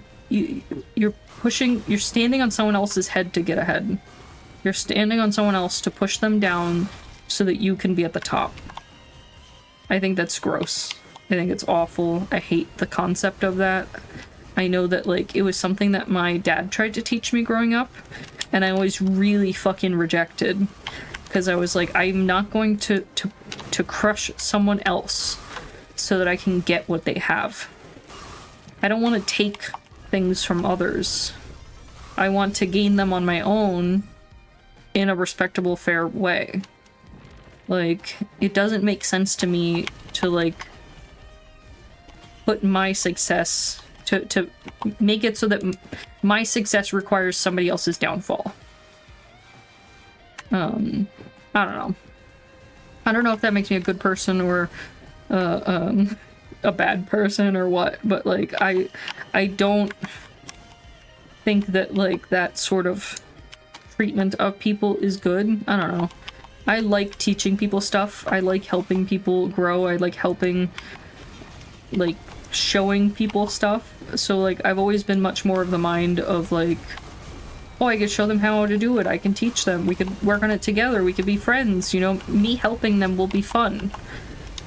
So, like, it's never been something that I've been like, oh, they're doing a bad job. Let me use that to my advantage to then, like, steal from them. Steal what they could have so that I have more. Like, what? No. No, that's terrible. Oops, I didn't actually pick that item up. Okay, we'll come back. Let's see if there's anything else, though. I don't know. Oh, I did pick that item up. I don't know. Whatever. I feel like I just wish we could have like a universal happiness, like a universal successfulness. Like everyone has a job that they don't like absolutely despise and doesn't make them want to kill themselves. Like they can go home every day and have some free time to themselves. They can have hobbies and enjoyment in life and not have to like focus everything on just surviving. Because I think that's something that I experienced for a long time too, is that like I wasn't able to have free time because everything went into surviving and making it to the next day. I don't remember where I saw that teleporter. Oh, it's over there. Okay. So like, I don't know. I remember the first time I had like some free time again, that I was so happy at the idea of like being able to just do stuff I wanted to. Because, like, I don't know, I always thought you become an adult and then you have time to do stuff you want to. You have money and you can do anything you want. You could buy things that you want. You'll suddenly be happy becoming an adult. But, like, then I became an adult and I was like, oh, fuck, responsibilities, ah! And I got fucked. I got absolutely wrecked. I had my student loans. I barely had a place to live. The place I was living was just, it was very expensive. It was a 1-bedroom apartment, which, I mean, honestly was pretty good for the area. It was a 1-bedroom apartment with, a kitchen and a tiny living room. It was fine. I had, like, no furniture. For the longest time, I would sit on the floor and eat on top of a box. Like just a cardboard box, a cardboard moving box, because that was what I had. You know, and like my rent was like $800, $900 a month. And like, that's honestly a pretty good deal compared to rent now. Because rent now is like $2,000 a month for the same place. But, you know, at the same time, I was, yeah, it shouldn't be this way. I was going to school, I had 3 jobs, and I barely spent any time at home. So it was like, I'm paying for this place just to sleep here every once in a while. And like, that makes it be like, that makes it seem like, why even do this? Like, it's absolute shit. I understand why people live in their cars. I understand why people like, I know there was an item somewhere, an orange item somewhere that I left. Oh, it was over here, I remember. But like, I understand now why people are like, oh, well, I can just stay at a hotel instead. Because like, it really is that I was barely at home. And I spent the majority of my time at school, at work, and just bouncing between the two. I was working, let's see, gosh, it was all retail jobs. And I would work in the morning. I would work a different job in the afternoon. I had evening to night classes. Then I'd work a late night job for a couple hours before I would finally go back to my apartment, sleep for maybe like 4-ish hours if I was lucky on a good day, and then I'd do it again. And like, I don't know, man, that's pretty rough on your body. It's pretty taxing on a person. And I just remember being so exhausted. I would get sick really easily. I just was so horribly depressed. It just felt like I was tricked. Like I was told that adulthood would be fun. Like it would be nice, and I'd be happy, and I'd be able to have a family, and I'd be able to date, and I'd be able to go to parties, and I'd have a fun college life, and all that. And like, no, it wasn't like that. And then like for me, I also had the extra layer of like, my dad paid for all of my sister's college, my oldest sister's college. And then he paid for my older brother's college, and he paid for my older sister's college. She only went a year because she dropped out. And then when it got to me, he was like, nope. And so I was like, okay, well, can you at least co-sign on a loan? Because like you can't get a student loan without a co-signer in most cases. And he was like, nope. And it was like, okay, so basically I can't go to college. And he was like, how dare you? You're just lazy. And it was like, I don't understand how you don't understand that, like, you can't do something without money. You know? But like, when you look back, I mean, college didn't used to be super expensive compared to how it is now. And then, I don't know, growing up I was always told you wouldn't get a good job unless you had a college degree. And you know how many of my jobs have actually required me to have a college degree? Almost none of them. I think it was like my first few jobs were the real struggles. Because like, since I didn't have a job history, they were like, nope. We don't hire people who don't have experience. Yeah, but it's listed as an entry-level job. Yes. For people with experience. And it's like, what is this delusion that is this world in today's society? Like, none of this makes any sense. And that's exactly what it was, just a fucking delusion. And it's just gotten worse, I don't know. I was already up here, I forgot. I just hope that one day it gets better. I really don't want my daughter to have to go through what I've gone through in life. Oh fuck, I fell off. I don't want her to have to deal with all this shit. I don't want her to have to, you know, deal with college being absurdly expensive. I don't want her to have to deal with the idea that like she won't be able to find a job because of AI and technology advancements. You know, like, I don't see things getting better. I see things getting worse. Actually, I'm gonna do the teleporter so I can get items from it. Yeah, I don't want anyone to go through it, it's true. I like... It makes me so sad, the thought that, like... I don't know. I think it's extra hard because... So, like, as a woman, I was always pressured into having children. I was always told that a woman's worth is in her family, and that if you didn't have kids, you were missing out, and you are unvalued, and that once I had kids, I would understand. I still don't. I think that not everyone should have children. I am happy that I had my daughter. We wanted her. We planned for her. Like, it was, you know, it was something that we had as a goal, but at the same time, I don't think that everyone should have a child. I really do not think that everyone should have a child. I think that most people should not have children. I think that most people, myself included, cannot necessarily afford to have a child. I think that the world is not built for parents to have children right now. Childcare is very expensive.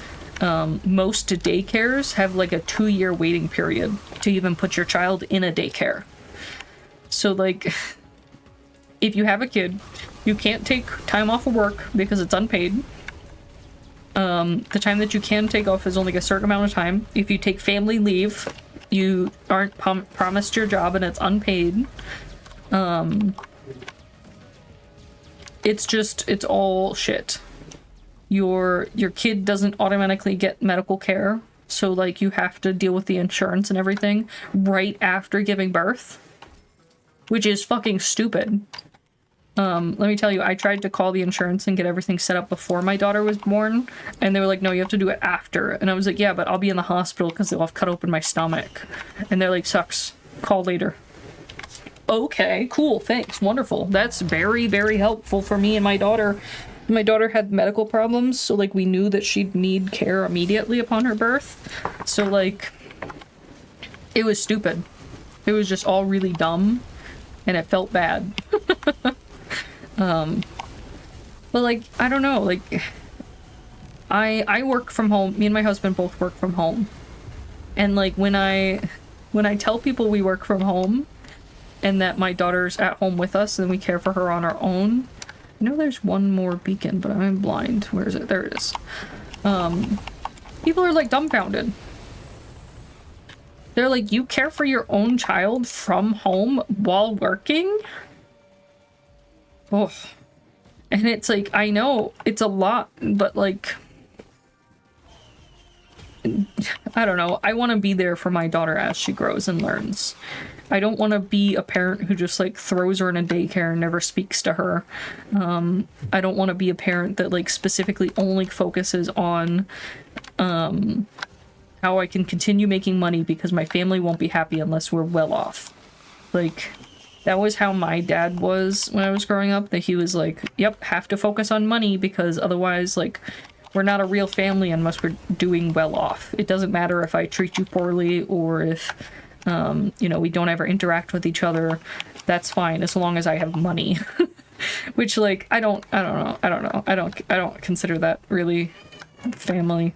So it's fine. But I don't know. It makes me so mad that the world right now is so much like, these young people aren't having children and it's a real problem. Why wouldn't they have children? And I'm like looking around and I'm like, bitch, why would you? Do you know how expensive everything is? Like, you know how crazy people are? You know, when my daughter was born, one of the first things they asked me was, are you planning to like do vaccinations and stuff? Like, I don't know. The fact that that was a question is, like, disgusting to me. It's like asking, do you want your daughter to get sick and die? Or do you want to you know, like, do something about it? Like, I don't know. It's crazy to me. I will never not be surprised by the shit I hear people say. Because it's something. It's something for sure. It's not something I like. I just hope that things will continue to get better. That's all I could say.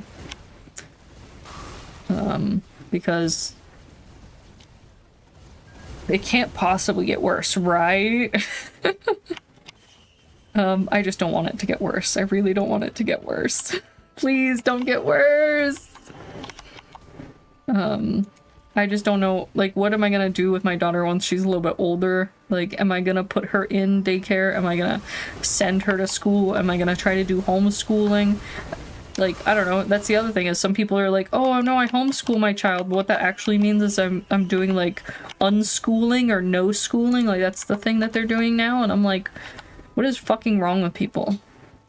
Like, I didn't think we wanted to make people stupider. I thought we wanted to make them smarter. But then I look at like politics and I'm like, oh, they wanted to make us stupider so that we'd fuck up more. I see. Everything makes sense now. We wanted to make it easier to brainwash people. And in order to do that, we have to trick them into thinking that unschooling themselves is good. Ooh. Fucking crazy. I don't know, man. It's something. The one thing I can say is at least I have the happiness that is my games, because I do quite enjoy being able to relax sometimes and just kind of mindlessly play a game and just not have to worry about the outside world. I feel like my life is very overwhelmed with the feeling of worry and concern. You know, like, what's gonna happen next? Are my friends okay? Is this gonna happen here? You know, like, I live in New England and they're talking about, like, the Boston mayor just, like, put in, like, an order to block ICE from building a facility here or something like that. Like, I don't know. It's scary. Are we the next, like, Michigan? Like, are we the next, like, place that gets treated like shit? Like, I'm scared. And I don't know how anyone could not be scared. Because the whole world is terrifying right now. I don't even know what to do sometimes with that, like, anxiety and fear. Sometimes I'll just, like, feel like running away from everything. I've thought about, like, maybe I just want to, like, move to a different country. I know that, like, I've seen some posts with people who have moved to different countries recently. And, like, they got a lot of shit for it. Where people are like, oh, you're just gonna run away? And it's like, well, maybe that's the safest option in some cases. Like, obviously nobody wants to, like, fully just drop everything and leave. And, like, it's not easy to move to another country. Like, it's a huge fucking process that takes forever and is, like, a real pain in the ass. Like, it's a thing. But, like,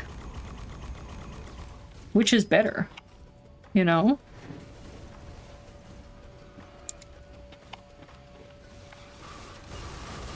I don't know.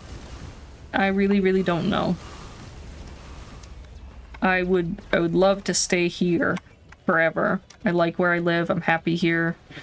But if everything crumbles around you, you know, it's like, what do you do? I don't know. I would really love to move to the Netherlands. That's where some of my friends are from. It seems really beautiful there. But, like, realistically, it would be hard. It's not an easy country to emigrate to. Migrate? Emigrate? I don't remember the correct terminology, sorry. I'm not a smart bean. But, you know, on top of that, I would have to be even further away from my family than I am now. I would be on the outside looking in, so I wouldn't be able to make any difference. I wouldn't be able to, like, see anyone. I don't know. Like, the best way I can explain it is, like, I think about when the Jewish were hiding in people's homes to be able to escape, or even slaves. Slaves were hiding in people's homes to be able to escape. and these people were protecting them and hiding them to make sure that they could, you know, get across the railroad or whatever, wherever they needed to go. And I would like to be that person for my friends, where I could be a safe space for them to go in the case that they had nowhere else to go. But I don't know if I want to put my personal family at risk for that. So it's hard to like think about the future. Because are we going to get to the point where that's what we have to do? Like, are we gonna get to the point where like all we can do is run away? I don't know. It's just sad looking at it.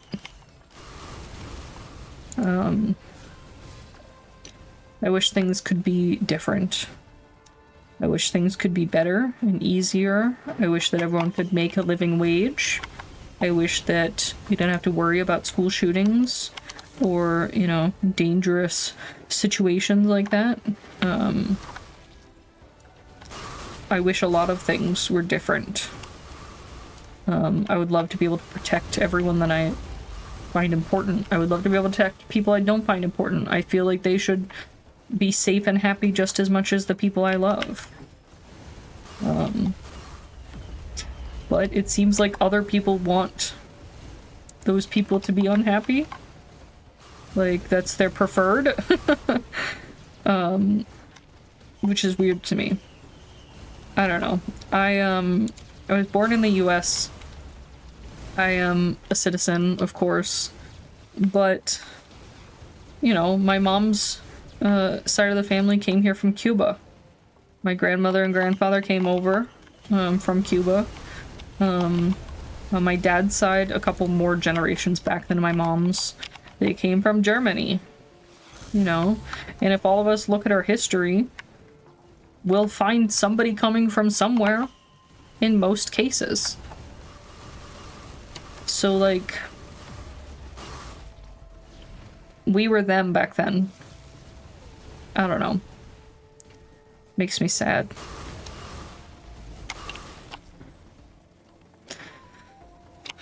Well, you know, we'll all do what we can to make a difference, but we can only do so much to change things.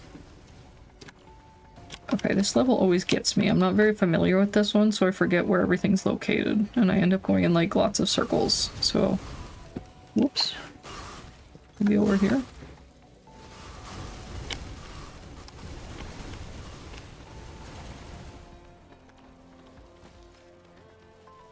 I don't know. I wish I was rich and I could just fix all my problems with money. You know, the normal. No, I honestly, sometimes I wonder how I would act if I was rich. I kind of feel like I would probably just like pay off my loans and stuff, and then I would just keep working and just survive. I don't know, like, I don't know that I would really change much about my lifestyle. I think it might be harder, actually, because I think I might have, like, even more fear of losing what I had gained. Whereas right now I don't even have that thing to be able to lose it. So, I don't know, just something to think about sometimes. Is, like, how would things be different if you were rich? If you did have money? Would you be a different person? Would you treat people differently? What would you use your money for?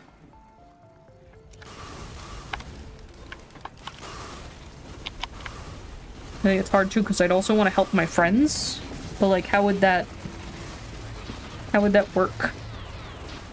You know, it's like when people win the lottery that it's like all of a sudden everyone comes out of the woodwork and is like, oh, I need this, I need this. And you end up like losing everything because you too quickly spend it on everyone else. I guess I wonder if it's kind of like that. Like if you have to not trust people or not believe in people to not be the worst version of themselves to be able to help them. I don't know. feel like that made more sense in my head than it did when I said it out loud, but like... Would it be a thing where I'd like give everyone a certain amount to put into like a CD to then build up interest over a certain amount of time? Then I'd be like, well, your CD hasn't finished yet, so don't ask me for anything. I don't know. I really don't know. I would like to hope that I would not become the scumbag that most like rich people are. That they like strictly care about their like their lives, their importance, their needs, and they treat everyone else like sand under their feet, you know?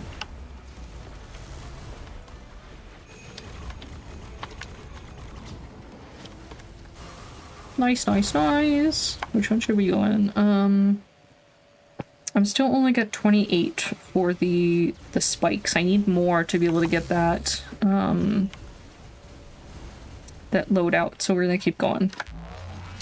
I think it was 40. I think I had to be 40 to get the loadout upgrade. So we'll keep going until we get 40.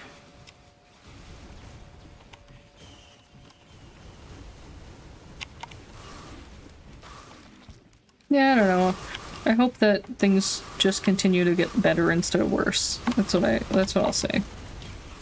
I would like everyone to be happy in the world. And I would like everyone to be able to eat good food. I really would like it if we adjusted our food standards to make things more healthy, but at a normal cost, instead of making healthy food so fucking expensive. Because there's like a lot of healthy food that I actually really like that I just can't eat because it's too expensive. And I would prefer to be healthy rather than unhealthy, but the expense is what puts me off.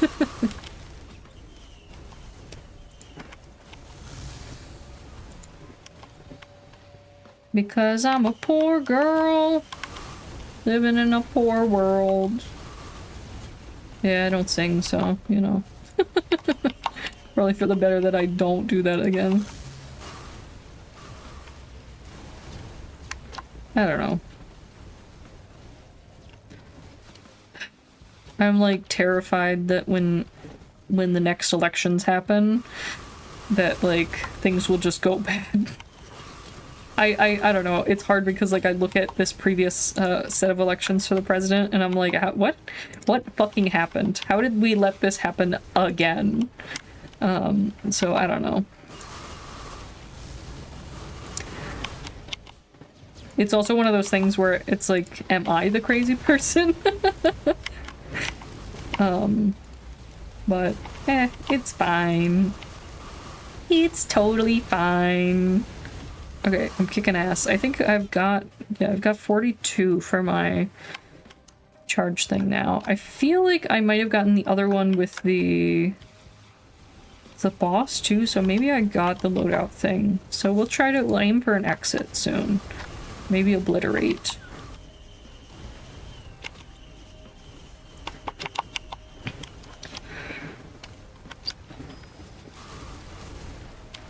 You know what else I'd like to do? I'd like to do a lot of funding for vet care.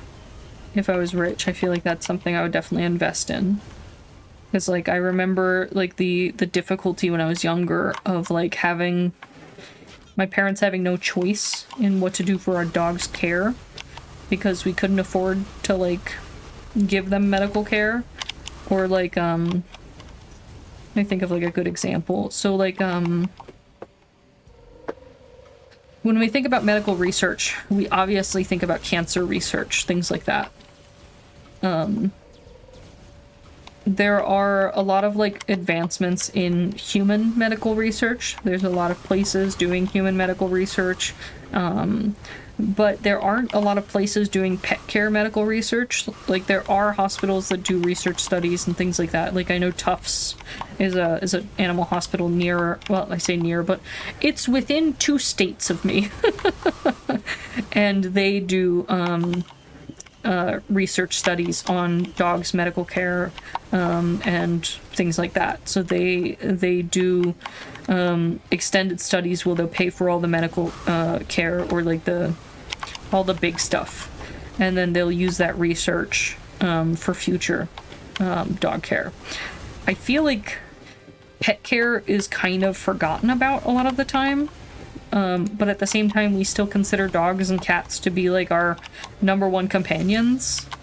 But we don't care for them in the same way as we care for humans. And I think that the research into, veterinary medicine and veterinary assistance for medical conditions with dogs and cats can lead to advancements in human medical assistance and care. We're talking like it's not uncommon for cats to have diabetes. Things like that, like, overlap with medical issues that humans have. So, like, I don't know, I feel like researching both will help both. But right now we just kind of only focus on one. I think I'm gonna go with this. And I don't know. I feel like we should open up the door to research studies with other species and other topics. It's like the immunodeficiency research. It's been, a lot more popular recently because of Iron Mouse and everything. Iron Mouse and Connor I wouldn't say advertising it, that's not correct, supporting it. So they've gotten a lot more as far as money to do research and studies on it. And I feel like that will help make a lot of advancements in the fields. But I feel like we focus on specific medical conditions so much that we kind of lose sight of other things that happen.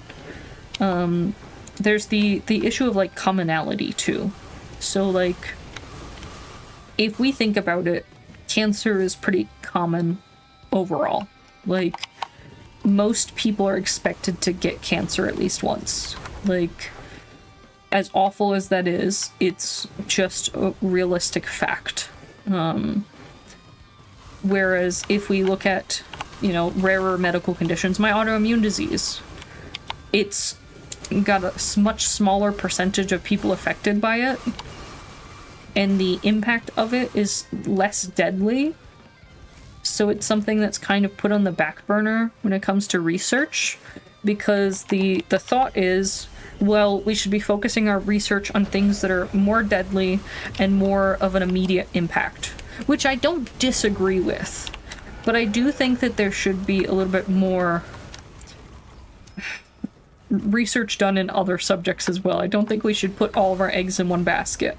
I think that the idea of researching multiple fields is very important, because a lot of the time we find that things that we didn't believe were connected are actually connected.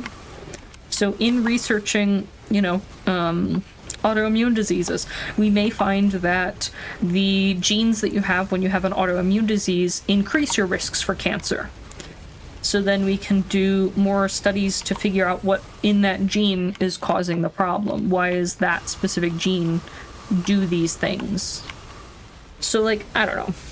It's just something I've thought about a lot before in the past. One of my dogs a couple years back had cancer, and we were regularly driving the, like, hour and a half, 2 hours to the Tufts University veterinary college to do research studies for her cancer, knowing that it wasn't going to save her, but the idea was that that research may help someone else in the future, whether it's a person or an animal. Those advancements are really important, and it's better to just do it even though it won't fix anything. I know it's not going to make her better or cure her, but later on it might cure someone else, and it might extend her life for a short period of time. And as long as she's not suffering, like, knowledge is power, and the more knowledge we have, the more we can prepare for the future in the best way possible.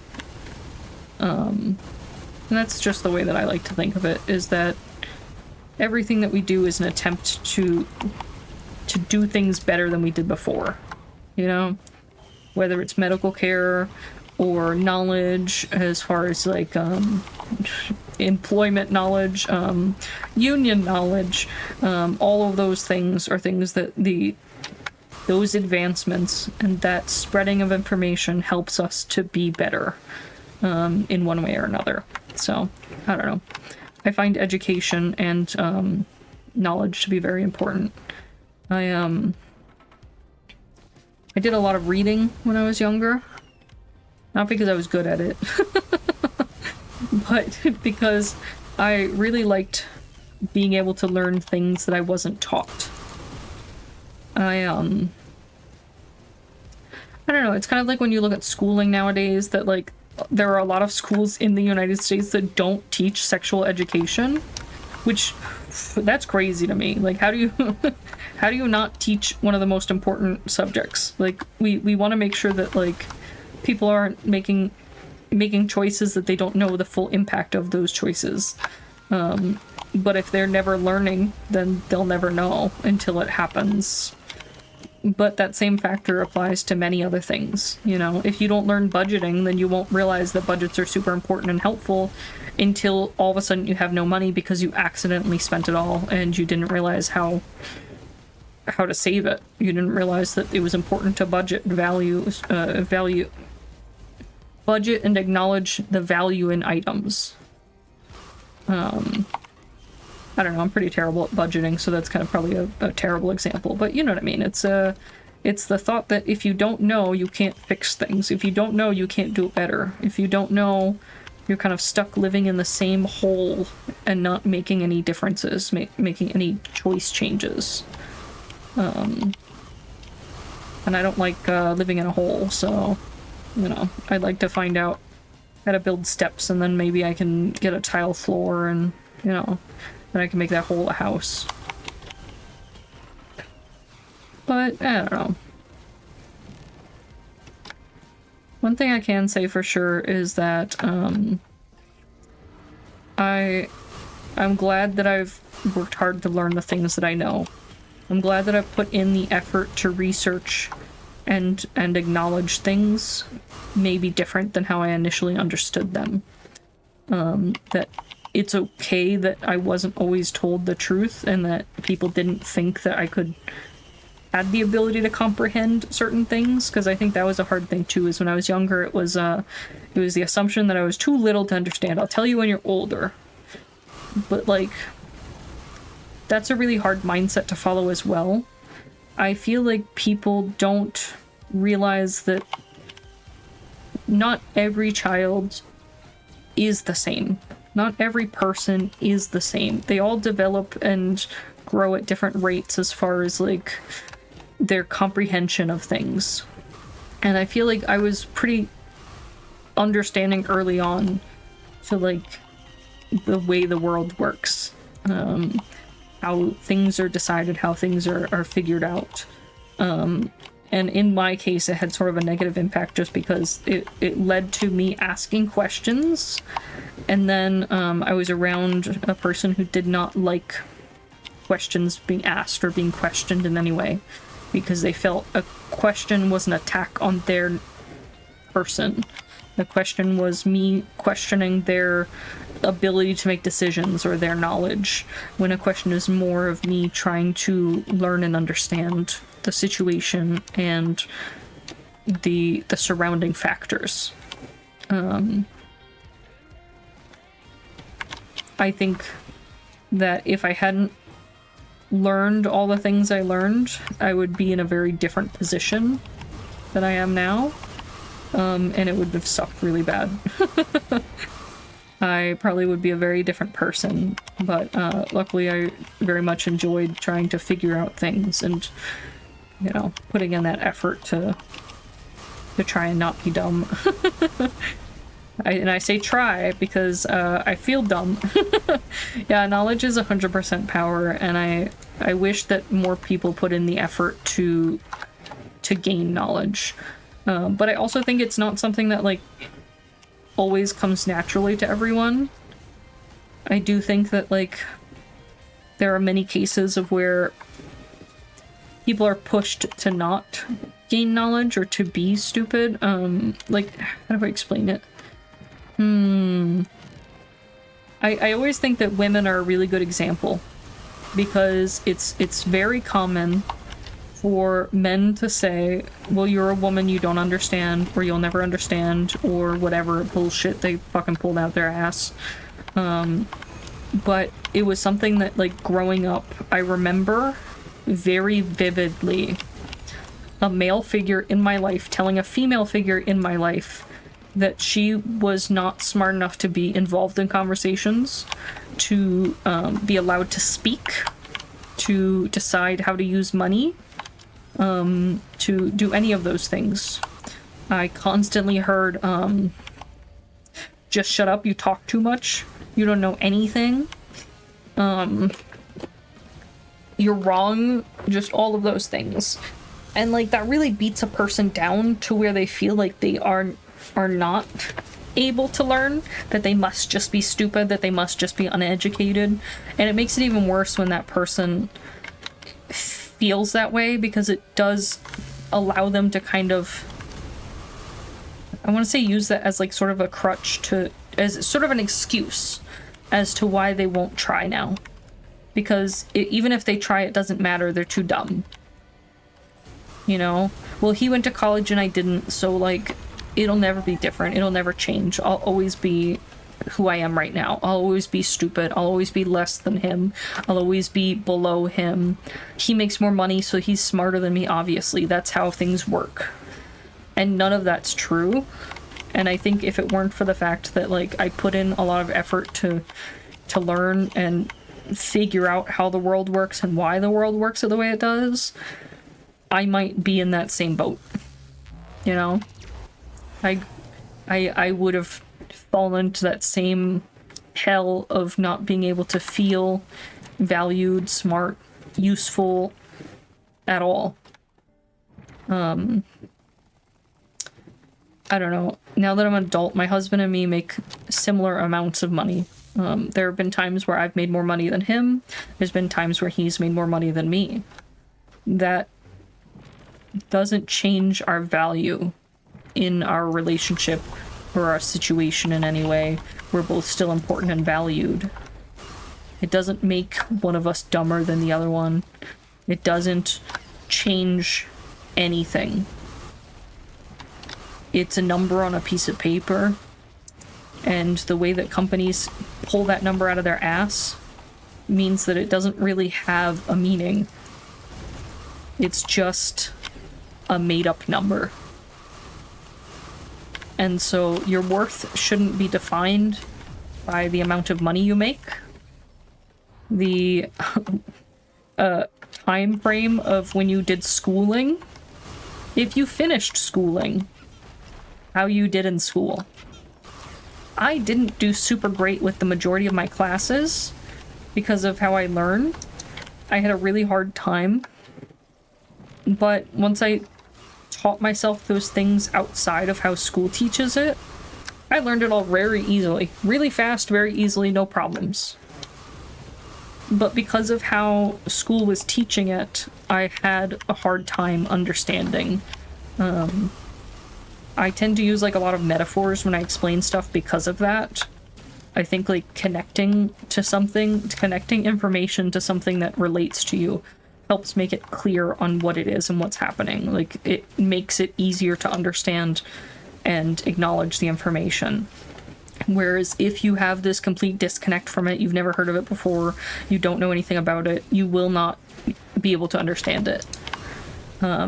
You know, I do programming, but if you're a person who's never done programming, never been around a programmer, don't know anything about programming, and then I throw you in a class about programming and I repeatedly tell you that you're dumb because you're getting bad grades because you don't understand programming, and that makes you not even try because you just have this assumption of, well, I'm too dumb to understand.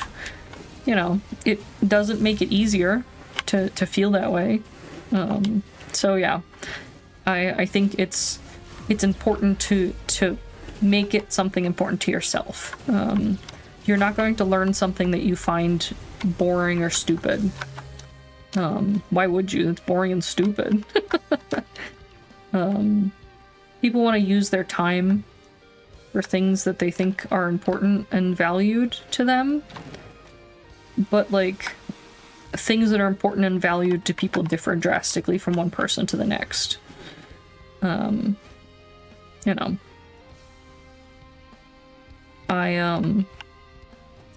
I find cute little figurines very important and valuable because I think they're adorable and I like collecting them. But that doesn't mean everyone does, and if somebody came into my house and saw all the shit I have around, they might throw it away because they think that it's not important or useful in any way. They don't understand the value of that item, but they also don't care to learn either because they've already decided it's something that's not important or valuable. So, like, that's kind of what I mean. It's like, if you take the time to learn something, even if you don't like it, I think it changes your perspective on learning and, how you approach problems and, you know, stuff like that. I don't know, nerd shit, you know?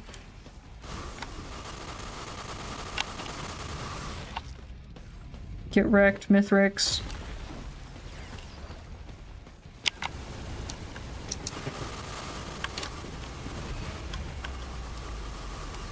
Alright, he's gonna eat my ass in a second. Let's see.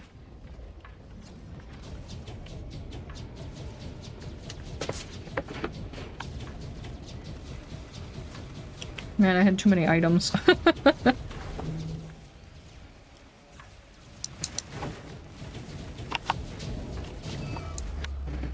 Yeah, he did.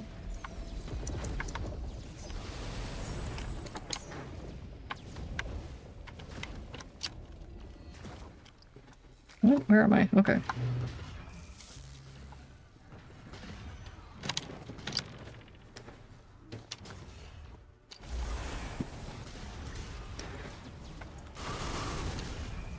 I'm starting to think that I don't actually have enough of the thing, because when he took all my items, I only had 34.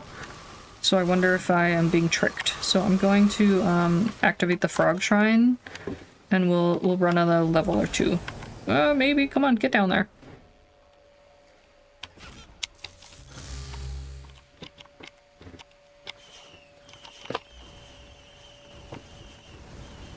Pet the frog, pet the frog, pet the frog, pet the frog, pet the frog, pet the frog.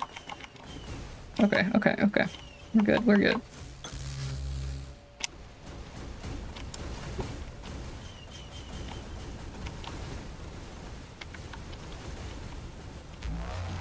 Nice! Okay.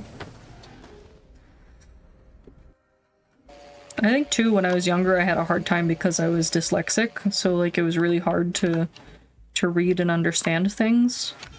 And then math was so hard for me because it was easy to like mix up numbers. And I couldn't figure out why they were wrong. Like 5s and 2s? Can't even. 6 and 8 is one that I have a problem with too. 6, 8, and 9 are all problems for me, like, just kind of generally.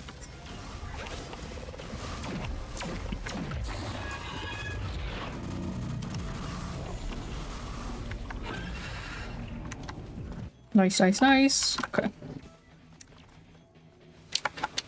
Ah! Fucking fell. Sucks.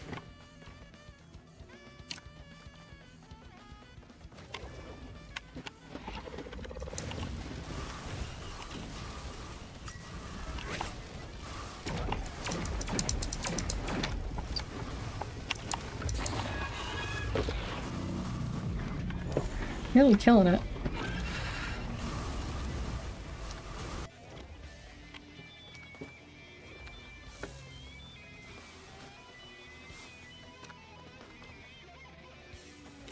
I wonder if there's any achievement for, like, defeating all the bosses. Like, even the hidden bosses, you know?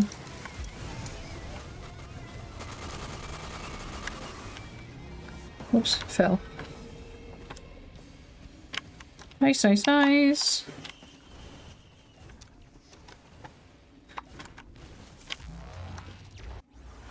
What else can I complain about? Do be like that though.